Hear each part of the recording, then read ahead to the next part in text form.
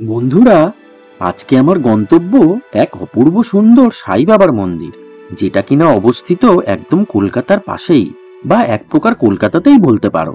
মন্দির ও তার পরিবেশটা এতটাই সুন্দর যে সবারই ভালো লাগতে বাধ্য। আছে বিনামূল্যে ভোগ প্রসাদেরও ব্যবস্থা। এই সাই বাবা মন্দিরের যাবতীয় খুঁটিনাটি তথ্য তুলে ধরবো আজকের এই ভিডিওর মাধ্যমে। চলো তাহলে দেরি না করে ওম সাই রাম বলে ভিডিওটা একদম প্রথম থেকে শুরু করা যাক। সোদপুরে অবস্থিত সাই বাবার মন্দির যাওয়াটা খুবই সহজ। ট্রেনে করে আসলে নামতে হবে সোদপুর স্টেশনে। তারপর 1 নম্বর প্ল্যাটফর্ম থেকে বেরিয়ে 2-4 পা এগোলেই সামনে পেয়ে যাবে অটো। যেতে হবে সোদপুর গির্জা মোড়। ভাড়া 15 টাকা মাথাপিছু। সময় লাগবে 10 মিনিট মতন। বাসে করে আসলে সোদপুরগামী যে কোনো বাসে উঠে নামতে হবে গির্জা মোড় বাস স্ট্যান্ড। তাহলে এখানেই নামাবে। বাস স্ট্যান্ড তথা একদম মেন রোডের পাশেই মন্দিরটি অবস্থিত হওয়ায় চিনতে কোনোই অসুবিধা হবে না। মন্দিরের সামনেই আছে বেশ অনেকগুলো ডালার দোকান। ফুল, মালা, মিষ্টি সবই পেয়ে যাবে এখানে। জুতোটাও এখানেই খুলে যেতে পারো, আলাদা কোনো রকম মূল্য ছাড়াই। দোকানের সামনেই রাখা আছে দেখলাম সাই বাবার বেশ কিছু সুন্দর সুন্দর মূর্তি। আর হ্যাঁ, বলা হয়নি, গাড়ি নিয়ে আসলে পার্কিংটা গেটের পাশে বাঁদিকে ফাঁকা জায়গাতেই করে নিতে পারো। চলো এবার মন্দিরে প্রবেশ করা যাক। সুন্দর পরিষ্কার পরিচ্ছন্ন সাজানো গোছানো মন্দির চত্বরটা। মেন রোডের একদম পাশে হওয়া সত্ত্বেও মন্দির প্রাঙ্গণটি একদম শান্ত ও নিরিবিলি। এই সাই বাবা মন্দিরটির অফিসিয়াল নাম হলো শ্রী সাই দেবস্থান এবং মন্দিরটি খোলা থাকে প্রতিদিন সকাল 6টা থেকে দুপুর 12:30, আবার বিকেল 3টে থেকে রাত 8টা অবধি। সারাদিনে 4 বার আরতি হয় এখানে, সকাল 6টা, 12টা, বিকেল 5:30টা ও 7:30টার সময়। এছাড়া প্রতি বৃহস্পতিবার ও রবিবার সকাল 6টা থেকে রাত 9টা অবধি সারাদিনই মন্দির খোলা থাকে। এই দুদিন বেশ ভিড়ও হয় এখানে। মন্দিরের উপরে লেখা আছে শ্রী সাই দেবস্থান। মন্দিরের ভেতরটাও দেখতে লাগছে অপূর্ব সুন্দর। দেখো কি সুন্দর একটা ফুলের বাগানও করা আছে এখানে। পরে আবার ভালো করে দেখব। আগে চলো মূল মন্দিরে প্রবেশ করা যাক।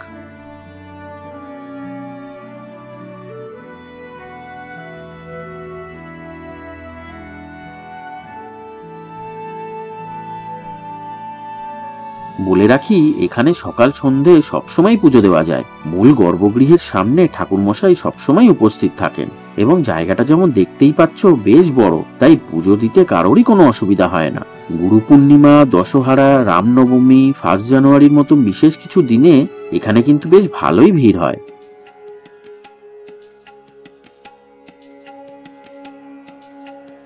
খুবই নজরকাড়া সুসজ্জিত গর্ভগৃহটি। সদ্গুরু সাই বাবা যেন স্বয়ং বসে আছেন সিংহাসনে। ক্যামেরাতে কতটা বোঝা যাচ্ছে জানি না, তবে গর্ভগৃহটা কিন্তু বেশ বড় এবং গম্বুজাগার ছাদটা দেখো, এটাও বিশাল বড়, দেখতে লাগছেও দারুণ। গর্ভগৃহের সামনেই রাখা আছে শ্বেত পাথরের তৈরি সাই বাবার পদচিহ্ন বা চরণ পাদুকা। এখানে বলে রাখি, মন্দিরের ভেতরে কিন্তু ধূপকাঠি মোমবাতি জ্বালানো নিষেধ। সেগুলো জ্বালাতে হবে মেন গেটের বাইরে। মন্দিরের ডান দিক ও বাঁ দিকের দেওয়ালটা দেখাই তোমাদের একটু। সারা দেওয়াল জুড়েই রাখা আছে বেশ কিছু ফটো ফ্রেম এবং তাতে তুলে ধরা হয়েছে সাই বাবার জীবনের কিছু বিশেষ মুহূর্ত। সাই বাবা ছিলেন একজন ভারতীয় ধর্মগুরু, যোগী ও ফকির। তিনি 28 সেপ্টেম্বর 1838 সালে জন্মগ্রহণ করেন। হিন্দু ও মুসলিম উভয় সম্প্রদায়ের ভক্তরাই তাকে সন্ত আখ্যা দিয়েছিলেন।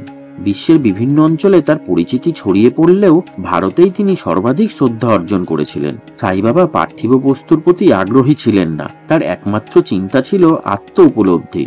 তিনি ভালোবাসা, ক্ষমা, পরস্পরের সহায়তা, দান, সন্তুষ্টি, আন্তরিক শান্তি এবং ঈশ্বর ও গুরুর প্রতি ভক্তির শিক্ষা দিতেন। সাই বাবার শিক্ষার উপাদান সংগৃহীত হয়েছিল হিন্দু ও ইসলাম উভয় ধর্ম থেকেই। তিনি হিন্দু ও মুসলিম উভয় ধর্মের অনুষ্ঠানাদি পালন করতেন। উভয় সম্প্রদায়ের ভাষা ও ব্যক্তিত্বদের উদাহরণ দিয়ে উপদেশ দান করতেন। 80 বছর বয়সে 15ই অক্টোবর 1918 সালে তিনি দেহত্যাগ করেন।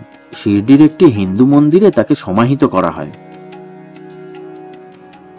আবার একটু চলে এলাম মন্দিরের বাইরে। মন্দিরের পাঁচিলের ধারে গাছগুলো কি সুন্দর করে কাটিং করা হয়েছে দেখো।